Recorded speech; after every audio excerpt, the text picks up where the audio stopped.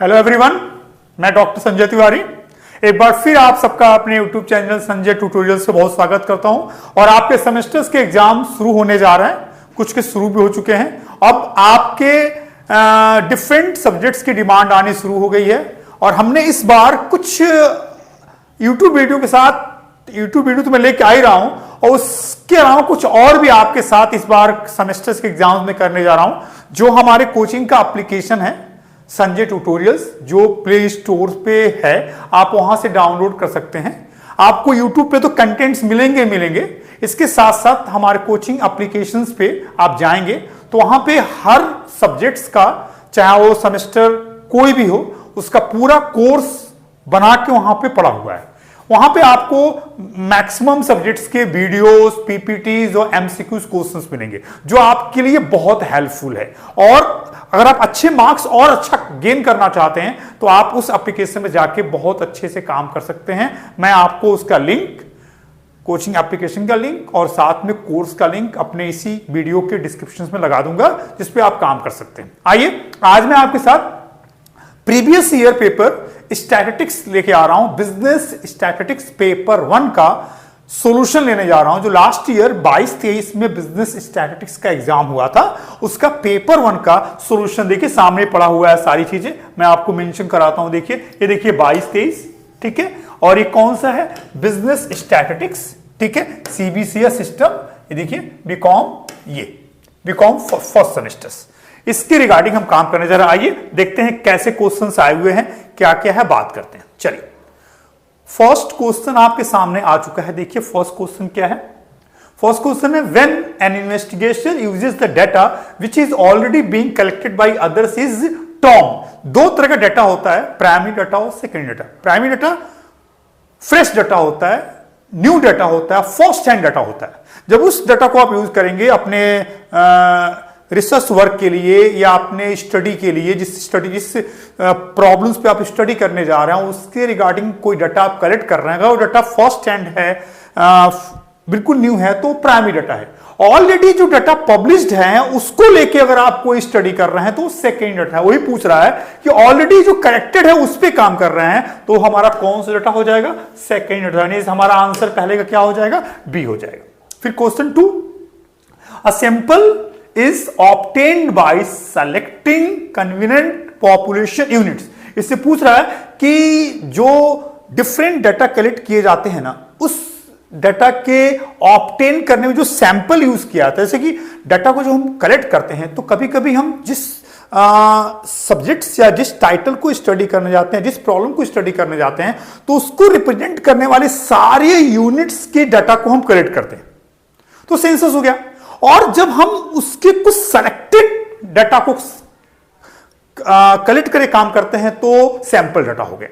तो सैंपल में बहुत से तरीके होते हैं, तो इसमें जो ये कन्वीनियंट सिस्टम यूज किए हैं, और हम यहां पे आएंगे जो कन्वीनियंट पॉपुलेशन यूनिट, इसके लिए जो हमारा आंसर है वो रैंडम, कोटा, वो थर्ड है आपका, कन्वीनियंस आपका सुविधाजनक, ये ऑप्शन इसमें आएगा। आते क्वेश्चन थर्ड देखते हैं। The larger the size of population dash should be the sample size. जितना ज्यादा डाटा का साइज होगा उतना ही हम सैंपल के साइज को बढ़ाते जाएंगे। अगर हमें अच्छे रिजल्ट्स चाहिए तो हमें मैक्सिमम डाटा को कलेक्ट करके काम करना पड़ेगा। अगर साइज ऑफ डाटा बहुत लार्ज है और हम बहुत छोटे सैंपल्स पे काम कर रहे हैं तो उससे हमें बहुत अच्छे रिजल्ट्स नहीं मिलेंगे। तो डाटा अगर लार्जर होगा तो सैंपल्स की साइज भी क्या करनी पड़ेगी? बढ़ानी पड़ेगी। ऑप्शंस क्या होगा? स्मॉलर नहीं, लार्जर। यानी यहां पे हम लोग अगर ये इस ऑप्शंस पे आएंगे, ये ऑप्शन हो जाएगा। अगर लार्जर साइज ऑफ डाटा है तो हमें सैंपल्स भी लार्जर साइज देना पड़ेगा। क्वेश्चन नंबर 4 पे आते हैं। फोर्थ क्या देखिए, the classification of data according to location is what classification. कह रहा है कि जब हम डाटा कलेक्ट करते हैं, डाटा को जब एडिट कर लेते हैं तो उस डाटा को हम क्लासिफाई करते हैं। क्लासिफाई डिफरेंट बेसिस पे होता है, डिफरेंट बेसिस दिया हुआ है, क्रोनोलॉजिकल है, क्वांटिटेटिव है, क्वालिटेटिव है, ज्योग्राफिकल है। इसमें पूछ रहा है कि लोकेशंस के बेस पे क्या होगा, तो ये ज्योग्राफिकल है जो लोकेशंस के बेस पे होगा। ये हमारा फोर्थ आंसर होगा। ठीक है, आइए क्वेश्चन नंबर 5 पे आते हैं। The value laying half way between upper limit and lower limit. Mid value के बारे में जानते होंगे आप। मीड वैल्यू कैसे निकालते हैं? अब देखिए, mid value is equal to क्या होता है?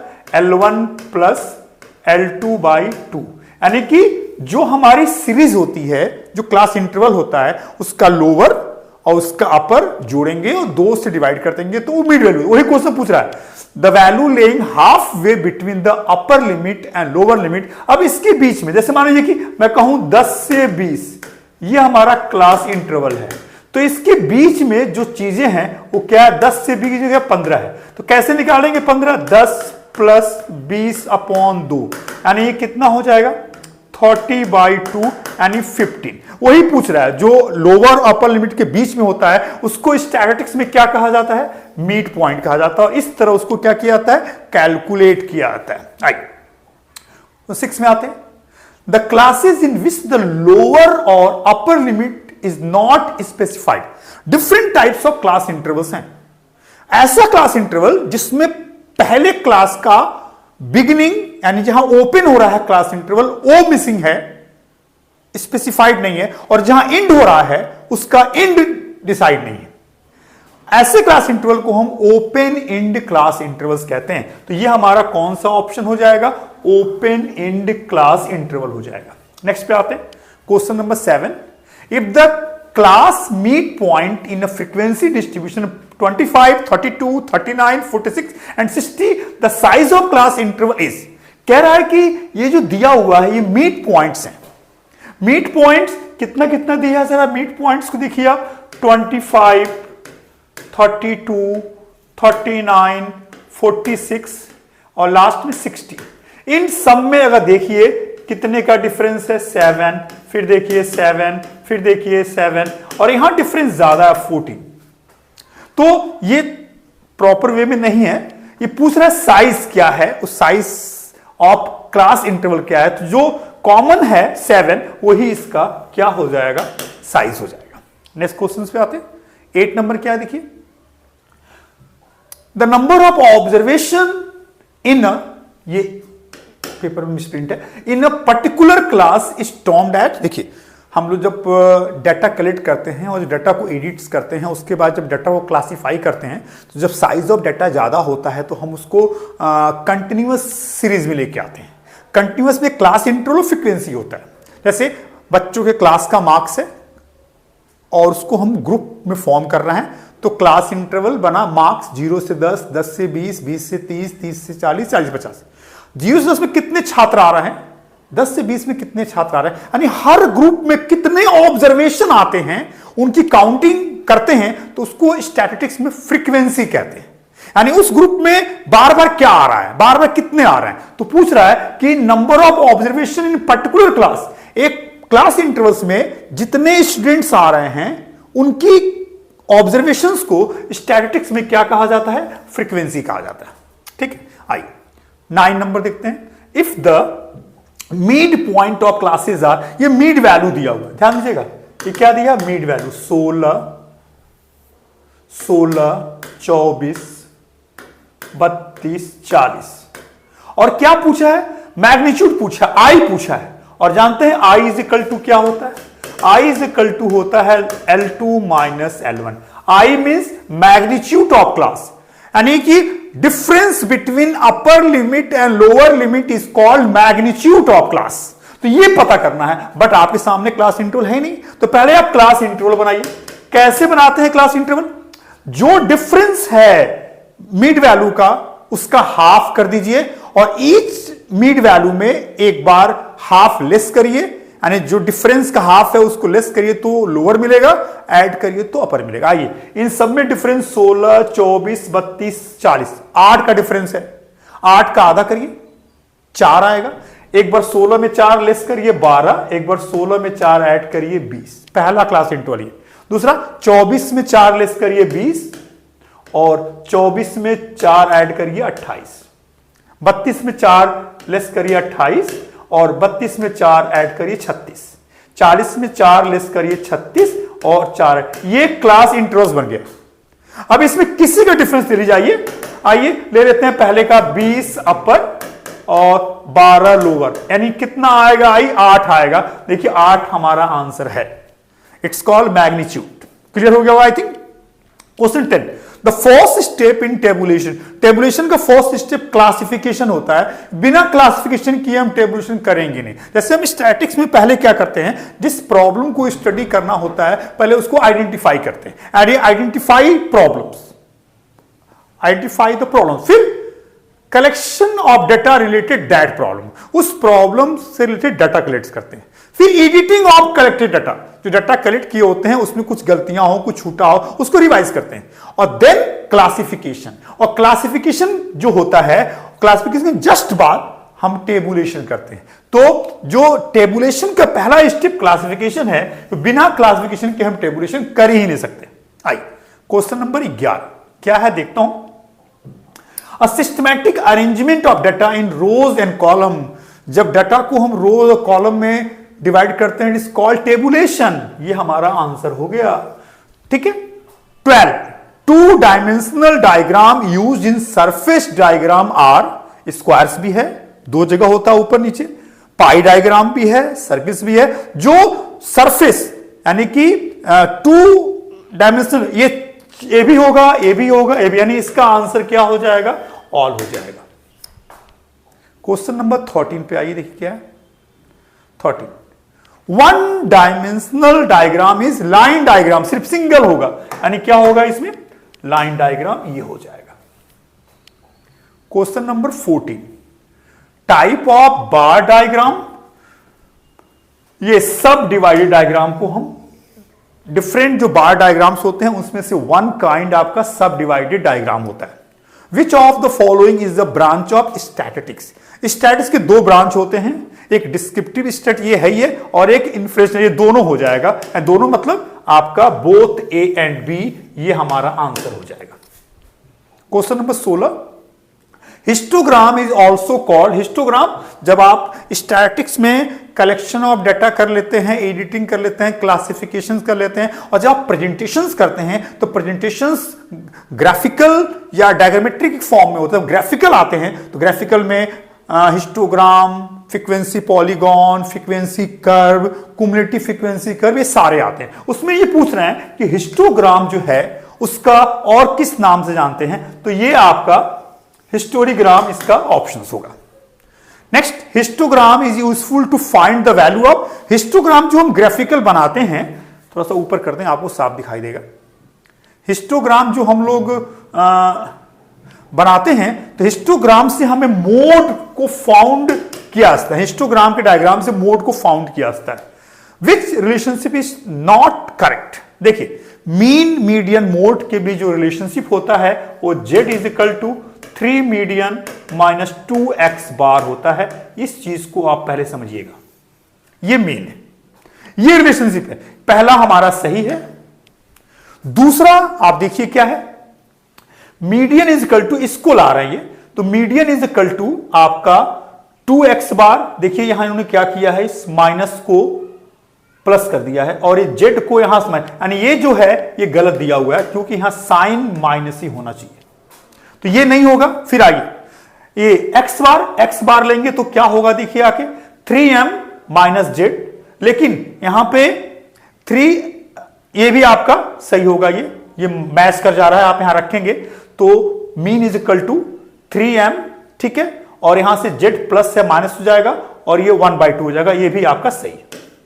और तीसरा देखिए क्या लिखा है, x bar is equal to, ये 1/3 होगा ही नहीं, देखिए आकर के ये गलत दिया हुआ, यानी यहां पे दो आंसर का पार्ट गलत है, दो सही है। पूछा है which relationship is not correct, तो पहला और तीसरा सही है, ये दो गलत है। अब देखिए एक क्वेश्चन गलत प्रिंट हुआ है, आपको बता दूं यहां पे ये साइन जो है ना वो साइन गलत है, यहां पे अगर प्लस हो गया होता तो हम इसको माइनस कर सकते थे, तो ये साइन जब हम इसको ये निकालते यहां पे रखते और साइन को मैच कराते तो सही होता। तो यहां पे जिस तरह क्वेश्चंस का प्रेजेंटेशन है उसमें दो जगह गलतियां हैं, बी और डी।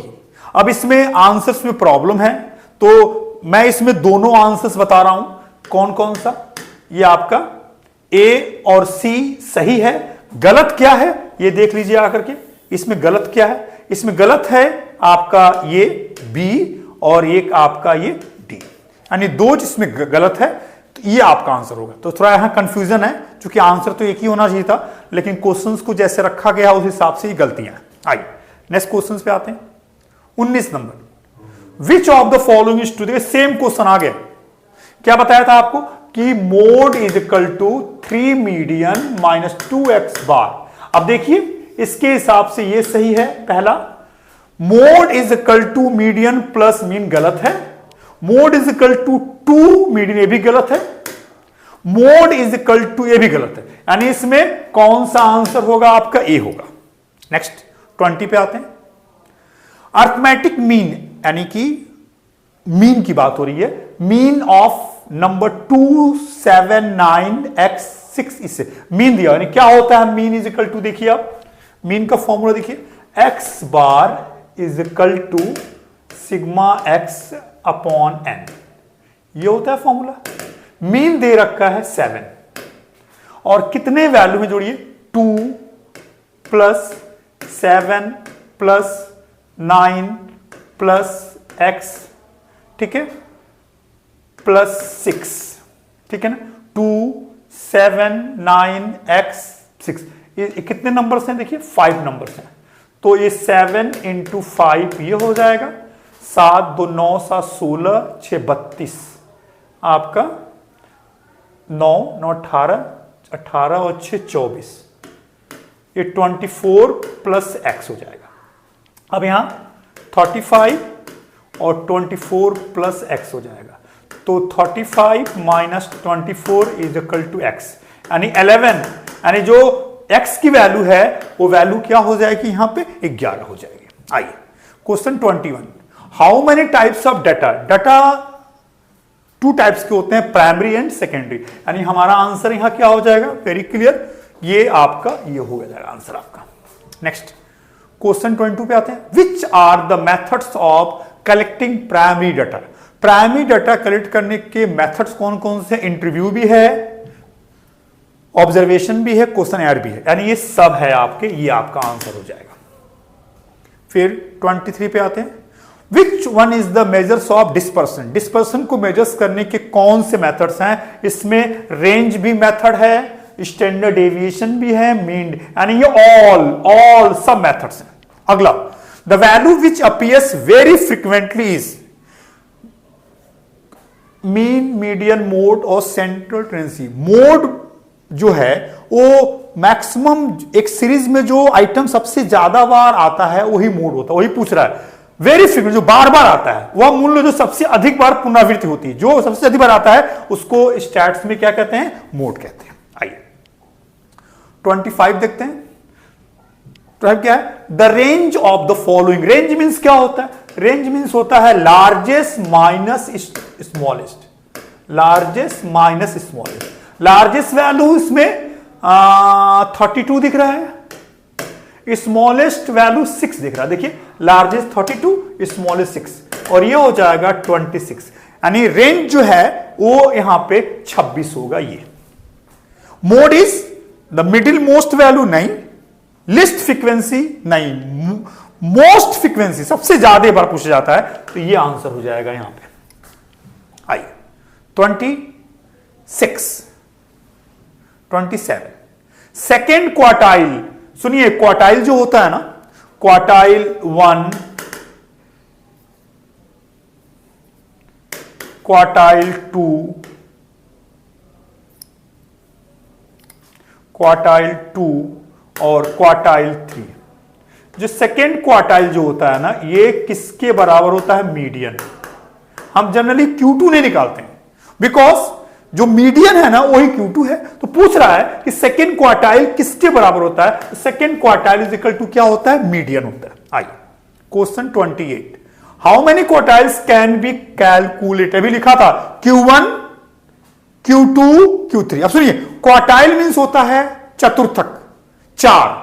अगर हम किसी चीज को 4 हिस्सों में बांट दें तो क्वार्टाइल हो गया। मीडियन सीरीज को 2 हिस्सों में बांटता है, क्वार्टाइल 4 में बांटता है, डिसाइल 10 में बांटता है, परसेंटाइल 100 में बांटता है। अब पूछ रहा है कि बताइए कितने निकाले जाएंगे। तो अगर मैं कहूं एक सेब है, उस सेब को 3 लोग को बैठ के खाना है, चाकू सीधे चलाना है, तो एक बार चाकू चलाएंगे तो एक हिस्सा होगा, फिर एक बार चाकू चलाएंगे तो एक हिस्सा अलग होगा, जब तीसरी बार चाकू चलाएंगे तो एक हिस्सा तो अलग होगा ही होगा, जो बच गया वो अलग हो जाएगा। यानी 3 बार चाकू चलाएंगे तो 4 टुकड़ों में सेव होगा सीधा सीधा। तो ये पूछ रहा है कि क्वार्टाइल के कितने वैल्यूज होते हैं। तो क्वार्टाइल कहने को तो 4 होता है, लेकिन कैलकुलेशन हमेशा 3 होता है, Q1 Q2 Q3। इससे डिसाइल 10 होता है बट 9 वैल्यू ही निकाली जाती है।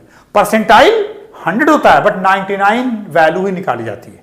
एक सेब को अगर 2 हिस्सों में काटना है तो मीडियन है, मीडियन जो है 20 से अलग करेगा उसको, तो मीडियन की वैल्यू 1 ही होती है। तो यहां पे क्या होगा आंसर, क्वार्टाइल के 3 वैल्यू निकाल सकते हैं, Q1 Q2 Q3। Reciprocal of 0.062, reciprocal means 1/6x होता है, यानी 1/0.062। अगर मैं इसको कैलकुलेट करूं तो ये कितना आएगा मैं बताता हूं आपको, 1/0.062 ये आएगा 16.12। हाँ ये आपका होगा, ये आंसर हो जाएगा। रेसिप्रोकल मींस क्या होता है, रेसिप्रोकल मींस 1/x होता है, तो 1 कितना है 0.062 और ये वैल्यू हो जाएगा 16.13। ओके आगे बढ़ते हैं, चलिए question 30। Every speed can be calculated by, जो आप पढ़ते हो ना mean, median, mode, geometric mean, harmonic mean पूछा हुआ है। एवरेज स्पीड के लिए हम यूज करते हैं हार्मोनिक मीन, यानी एवरेज स्पीड किससे निकालेंगे हम लोग, हार्मोनिक मीन से निकालेंगे। ये 31 में आते हैं, पूछा है कि SD 15 मीन 30, CB क्या होगा। CB means coefficient of variation और ये होता है SD upon mean into 100। Percentage में निकालते हैं इसको, SD है हमारा 15, मीन है हमारा 30 इंटू 100, ये तो ये 2 टाइम्स और ये 50, ये 50% होगा। ये है हमारा आंसर बी। आई बहुत इंपॉर्टेंट क्वेश्चन, ध्यान दीजिएगा।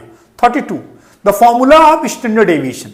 स्टैंडर्ड डेविएशन के बहुत से फॉर्मूले हैं, लेकिन अगर वेरिएंस जो होता है वो SD का स्क्वायर होता है, तो हमारा आंसर साफ साफ यहां दिख रहा है, ये है वेरिएंस, अंडर रूट वेरिएंस। 33 पे आते हैं। ये वेरिएंस इज 625, SD क्या होता है ये पढ़े हैं आप ना, कि SD इज इक्वल टू क्या होता है, देखिए SD is equal to under root variance, यही ना पढ़े हैं आप, अभी आपको पढ़ाया तो 625 यही ना है, यानी कितना आ जाएगा 25, ये आंसर हो जाएगा आपका। ओके 34 देखिए, दिया है कि algebraic signs are ignored in calculation. कौन ऐसा कैलकुलेशन है जिसमें हम लोग साइन को इग्नोर करते हैं, मीन डेविएशन जिसमें माइनस को इग्नोर कर देते हैं, सब पॉजिटिव होता है, यानी हमारा आंसर होगा मीन डेविएशन। 35 पे आते हैं। Quartile deviation is part of standard deviation. जो QD होता है ना, QD जो होता है वो 2/3 ऑफ होता है standard deviation. QD is the part of SD, यानी 2/3 आपका हो जाएगा आंसर। फिर नेक्स्ट पे आते हैं, 36 देखते हैं क्या, देखिए दिया है coefficient of variation measures the attitude, performance, sample. ये स्टेबिलिटी और कंसिस्टेंसी को पता करता है, तो यहां कंसिस्टेंसी का ऑप्शन है, तो वो कंसिस्टेंसी को बताता है। Standard deviation was propounded bye, ये कार्ल पियर्सन ने प्रोपाउंड किया था स्टैंडर्ड डेविएशन को। आइए 38 इन स्क्यूनेस का जो स्क्यूनेस जो है वो ये बताता है कि जो डिफरेंट जो फ्रीक्वेंसी डिस्ट्रीब्यूशन है उसकी बेसिस पे जो मीन, मीडियन, मोड निकालते हैं वो सब इक्वल क्यों नहीं आते, सब अलग अलग आते हैं। तो जो मीन, मीडियन, मोड अलग अलग आते हैं उसके पीछे रीजन है फ्रीक्वेंसी डिस्ट्रीब्यूशन का रेगुलर ना होना, सिमेट्रिकल ना होना। जब फ्रीक्वेंसी डिस्ट्रीब्यूशन असिमेट्रिकल होता है तो मीन, मीडियन, मोड की वैल्यू आती है, तभी स्क्यूनेस होता है। तो पूछ रहा है कि इन स्क्यूनेस डिस्ट्रीब्यूशन मींस असिमेट्रिकल, कौन सा असिमेट्रिकल होगा। Skewness will be positive. देखिए स्क्यूनेस निकालने का जो फॉर्मूला है, एक है आपका मीन माइनस मोड, देख रहे हैं आप। इसमें आइए तो पॉजिटिव कब होगा, जब मीन ज्यादा होगा। तो पहले में मोड ज्यादा है, दूसरे में मोड कम है, मीन ज्यादा है, यानी हमारा आंसर ये हो जाएगा। 40 पे आते हैं, लास्ट क्वेश्चन पे आते हैं। लिमिट ऑफ बाउले कोएफिशिएंट ऑफ स्क्यूनेस। कोई भी कोएफिशिएंट ऑफ स्क्यूनेस की लिमिट जो होती है ना वो +1 और -1 से ज्यादा नहीं होता, यानी ये होगा आपका ये देखिए कौन सा है आपका, प्लस हो चाहे माइनस हो, ये हमारा आंसर हो जाएगा। डन। ये है लास्ट ईयर जो आपका बीकॉम फर्स्ट सेमेस्टर के बिजनेस स्टैटिस्टिक्स का पेपर 1 मैंने सामने सॉल्व किया। अगर किसी क्वेश्चंस में आपको डाउट लगता है तो आप मुझे कमेंट बॉक्स बताइएगा, हो सकता है कुछ गलतियां मुझसे हुई हो तो मैं तुरंत उसको रिप्लाई करूंगा। मैं वीडियो कैसा लगा उसके बारे में कोई डाउट्स हो तो मेंशन करिए, और प्लीज मेरे चैनल को सब्सक्राइब करिए और वीडियो को लाइक करिए, और कोचिंग के एप्लीकेशंस को डाउनलोड करिए और वहां पे कोर्सेस सारे पड़े हुए हैं, वीडियोस, पीपीटीज और एमसीक्यू के साथ। कुछ ऐसे पेपर्स हैं जो अभी टाइम पूरा नहीं था, उसके सिर्फ एमसीक्यूज ही पड़े, तो बहुत सस्ते में सिर्फ 49 रुपीज में हमने पूरे कोर्सेज को लॉन्च किया है। आप उस कोर्सेज को जाके देखिए, आपको बहुत कुछ सीखने को मिलेगा। और आप बहुत अच्छे मार्क्स पाना चाहते हैं तो आप इन वीडियो को देखिए ही देखिए, साथ में वहां काम करिए। फिर बहुत जल्दी एक नए वीडियो साथ मिलता हूं, तब तक के लिए थैंक्स।